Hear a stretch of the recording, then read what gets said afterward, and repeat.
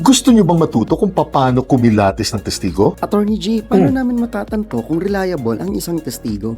Una, personal knowledge versus hearsay. Ang personal knowledge ng isang tao ay ang mga facts o katotohanan na base sa sarili niyang perception o pag-unawa sa mga bagay-bagay gamit ang kanyang mga mata, pandinig, pangamoy, panlasa at ang kanyang mga kamay. At ang isang testigo ay may karapatan lang tumestigo tungkol sa mga personal knowledge o sa pansariling karanasan nito at wala siyang karapatang tumestigo tungkol sa mga pangyayari o mga bagay-bagay na narinig niya lang mula sa ibang tao dahil legally, isang hearsay or chismis lang ito. Kaya halimbawa, kung may isang testigong nagsasabi na naghatid siya ng pera sa bahay mismo ng akusado, then isang personal knowledge na ito laban sa akusado mismo. Ngunit kung may isang testigong nagsasabi na naghatid siya ng pera sa isang katiwala na nagsasabing para sa akusado raw ito, considered as hearsay or chismis lang ito laban sa akusado. Pangalawa, corroborative evidence. Mas mabigat ang isang testigong nagbibigay ng corroborative evidence o mga ebidensyang pangsuporta sa personal knowledge niya. Halimbawa, mas mabigat ang isang testigo na nakakapagpakita ng mga dokumento, messages o kaya retrato kumpara sa isang testigong walang maipakitang pangsuporta dito. Ayan, sana makatulong ito upang maging mas mapanuri na kayo.